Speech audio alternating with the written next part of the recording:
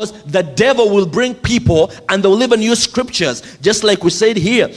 The devil himself, and I don't know what the devil is all about, because I would be afraid of certain people.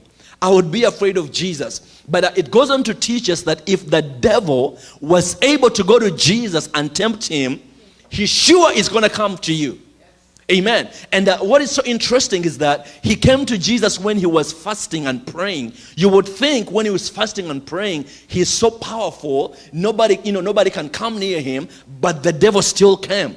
Amen. And I remember my pastor in Uganda used to say that the higher the level, the higher the devils. Amen. So if you want to go high, expect to get some stiff fighting. And the devil is not scared. Amen. The only thing he's scared of is the word of God. And the moment Jesus told him, it is written, do not put the Lord your God to test, what happened? The devil left him. Amen. He left him until an opportune time. Let's read there. Luke chapter 4. Amen. Amen. Amen. Welcome. Good to see you, my sister and my brother. God bless you. We're so happy to see you at the Greater River Church. Amen. God is good. We just got started in the word, so you didn't miss a whole lot. So Luke chapter 4, that's where we are. Amen.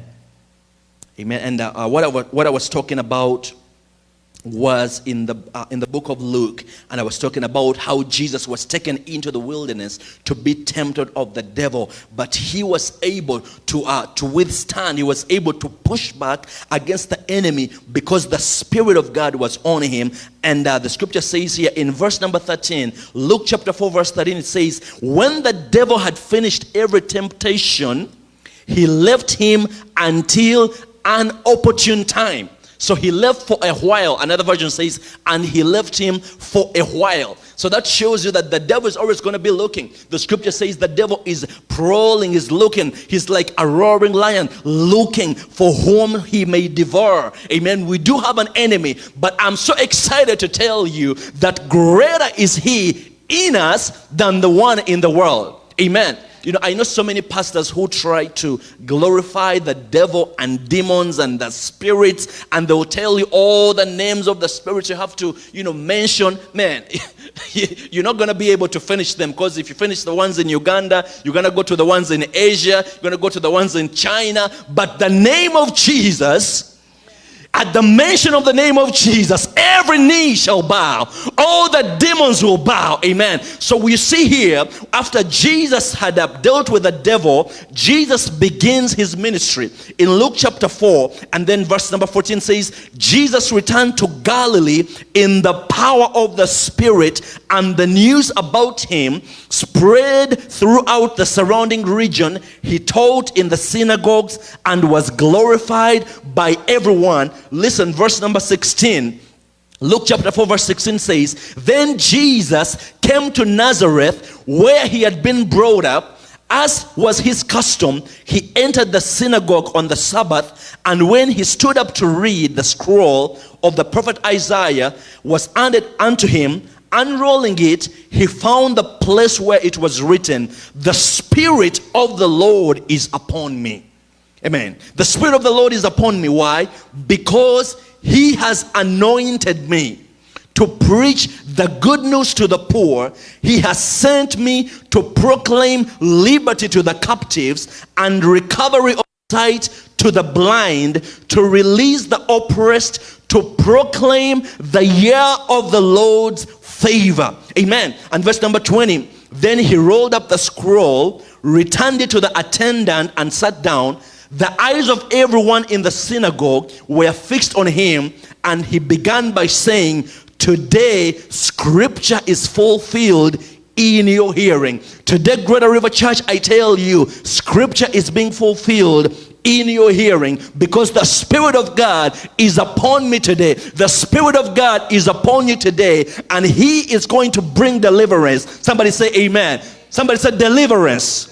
Do you want to be delivered? Do you want to be set free? Do you want peace in your mind? Do you want joy in your heart? Do you want joy? Do you want strength? The Spirit of God is upon me because he has anointed me to preach the good news. He has sent me to proclaim liberty to the captives, so concerned about your well-being. Amen. Anytime you are captive, anytime you are bound, anytime you are filled with questions and confused, God is not happy. That is why he spoke to the people, and the religious people were not happy about it. And you can read here when he said that today. Now, what I love about Jesus, he doesn't say, I'm going to set you free tomorrow.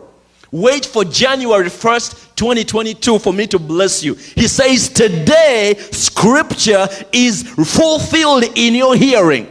Sister Ruth, today, scripture is being fulfilled into you. Joy is coming unto you. Restoration is coming unto you. Peace is coming unto you. When? When, somebody? Today. Amen. I'm so glad that I serve a today God. I serve a now God. That is why we sang the song, this is the day the Lord has made. I will rejoice and be glad in it. And we see here the religious people, they say, isn't this the son of Joseph?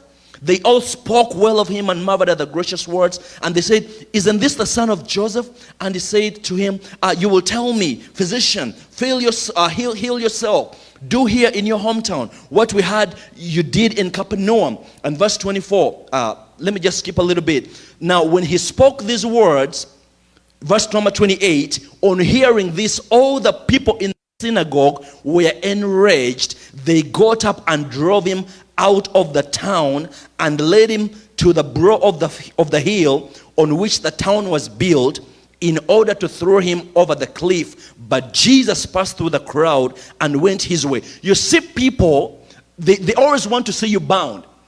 People want to see you in the same situation. The religious people, they say, how can you talk about all this deliverance stuff? You know, people were sick in the church.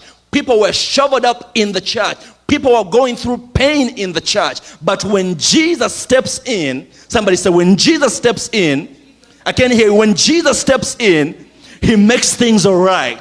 Hallelujah. He makes things all right. He wipes away your tears. Amen. He gives you strength. Amen. He gives you hope when you are hopeless. When Jesus shows up, things begin to change. Amen. Why? Because he is a change maker. Hallelujah. We sing about him. We say he's the way maker. He's the miracle worker. He's the promise keeper. When Jesus steps in, because the Spirit of God is upon him, things have to change in Jesus' name. Hallelujah. Did you come with a sickness today? I'm here to tell you that it's going to change. You're going to receive your healing. Did you come with a broken heart? Our God is able to put that heart back together, because that is what he's an expert at doing. Amen. Mending broken hearts. Hallelujah. Wiping away tears. He is a God who restores. Hallelujah. I remember that woman, Pastor Skyner. She had been with an issue of blood. She had been bleeding for 12 years. 12 years bleeding. Can you imagine? Not 1 year, not 2 years, not 5 years, 12 years. And it seems like this woman was a woman of affluence. She had some money, and the scripture says she spent all she had on doctors. She went to all the doctors there is until all the money was gone and nobody was able to help her. But one day, somebody say one day Jesus passed by in the area. Hallelujah. Amen. All you need is for Jesus to come by you. Today I'm here to tell you, Greater River Church and our online audience, that Jesus is passing by today. Hallelujah. And he's still in the business of doing good. He's still in the business of restoring. Oh, I want somebody to feel what I feel. He's still in the business of setting people free. He's still in the business of bringing families together. He's still in the business of blessing. He's still in the business of bringing back what was broken and making it whole. That is the kind of God that we serve. Hallelujah.